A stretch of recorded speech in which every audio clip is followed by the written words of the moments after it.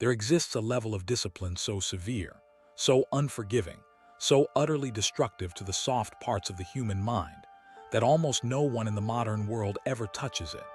Not because it's hidden behind ancient temples or locked in forgotten scrolls, but because it demands something you have never truly offered: the complete execution of your potential without asking your emotions for permission.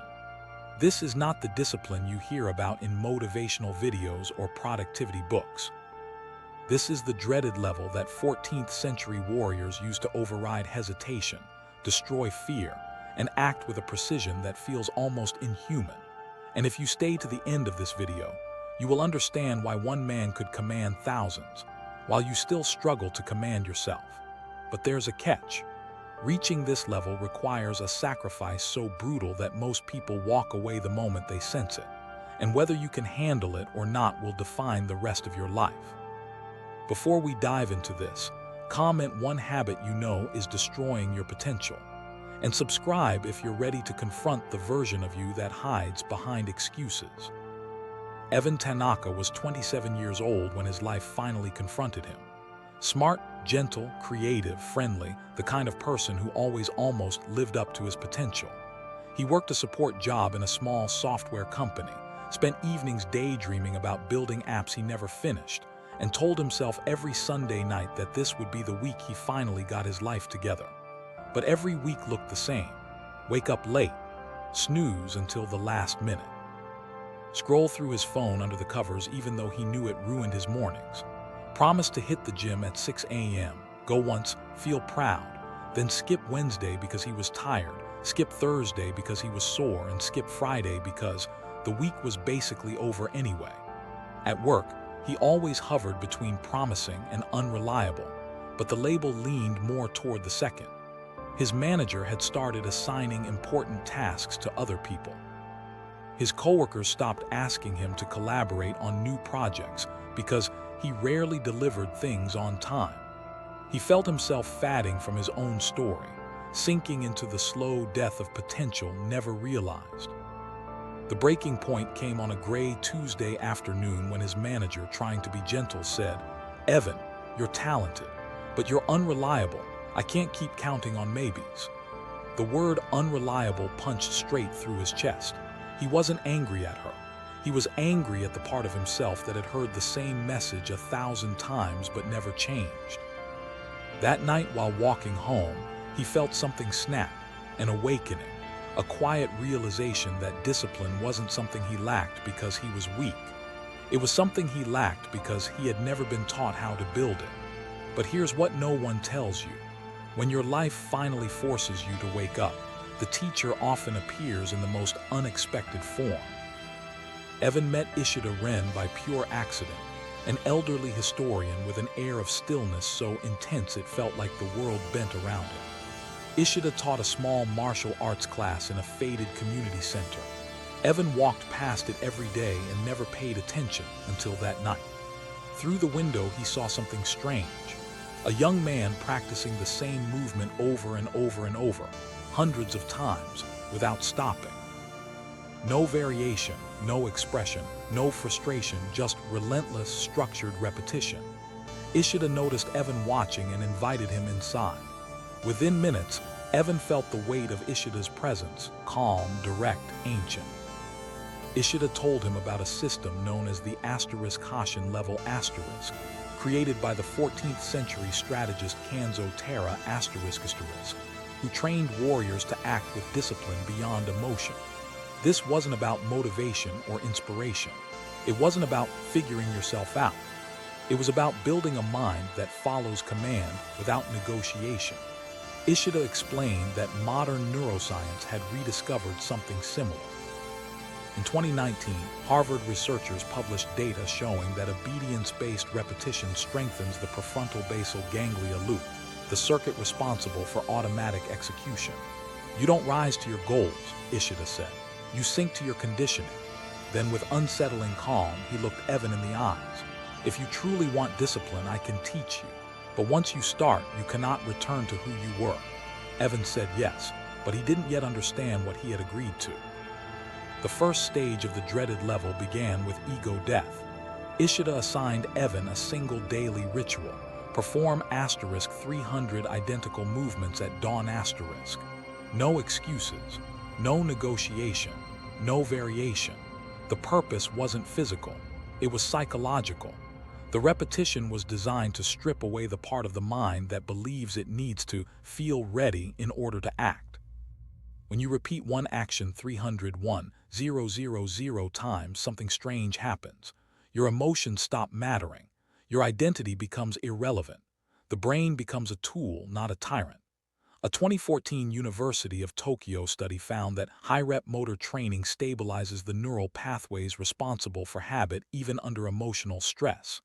Evan didn't care about the research at first. He cared about surviving the boredom, the frustration, the anger, the desire to quit. Every morning he dragged himself out of bed before the sun, stood in the cold air, and performed the movement again and again and again. At first he felt foolish, then restless, then resentful. But on the seventh day something shifted. He didn't think about whether he wanted to do it. He just moved. Ishida nodded. Obedience precedes mastery. Only when you obey the task without emotion can discipline form. But here's what no one tells you. Most people never make it past this point. Because the world has trained you to be an eternal student, someone who reads, plans, researches, journals, watches tutorials, listens to podcasts, and convinces themselves they're growing, while avoiding the single action that would actually change their life. Evan was tempted by shortcuts too. On day 9, he wondered if he could skip the repetitions and watch a training video instead. Ishida saw the hesitation and said, "Knowledge is the easiest escape from action." The modern world worships preparation. Ancient systems worship execution. And so Evan kept going. The second stage was worse, controlled braking. Ishida introduced a second instructor, Ryo, younger, stronger, more explosive. Unlike Ishida's calm and methodical style, Ryo demanded intensity, force, and speed. One day Evan was instructed to move slowly with absolute precision. The next day he was commanded to sprint, strike, and exert himself until he collapsed. The contradictions were intentional. Kanzo Terra believed discipline must be adaptable, not rigid. If you can only act under perfect conditions, you are not disciplined, you are dependent. True discipline is controlled responsiveness. Oxford's 2016 resilience study supported this idea. Alternating stress levels improved mental flexibility far more than consistent routines. Evan hated it. His body ached. His mind screamed. The two instructors seemed to be tearing him apart in opposite directions. Some days he cried in the locker room. Some days he felt numb. Some days he felt almost hollow. But he kept obeying because something inside him had begun to stabilize. He was breaking, but he wasn't falling apart. Then came the test, stage 3. Kanzo Terra's infamous asterisk test of 3 opponents asterisk, fatigue, confusion, and pressure from another human. Ishida brought Evan into the training hall with no explanation. He was told to perform a sequence he had practiced for weeks. He began moving, calm and focused. But halfway through, the world shifted. Ryo banged wooden blocks behind him to create noise. Ishida began giving rapid instructions. Another student moved unpredictably around him. Every time Evan tried to think, he froze.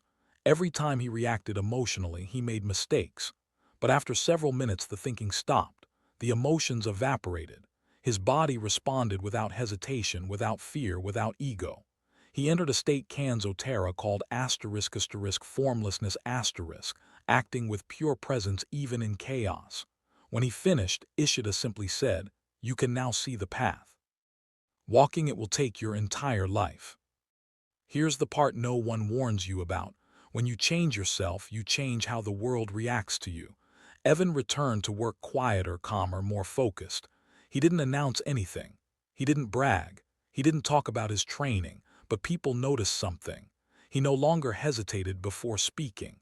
He no longer slouched. He no longer apologized for existing.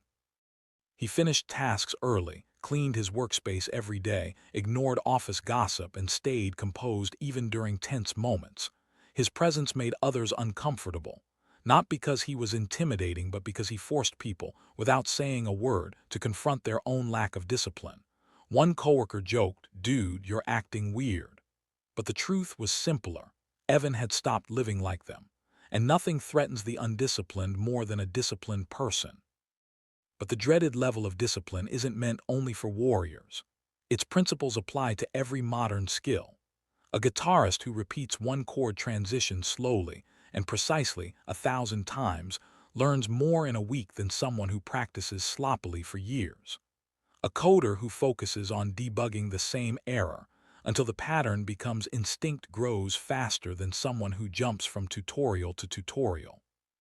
A business owner who performs one boring but essential task every day, outreach, product improvement, expense tracking, builds a machine that compounds over time.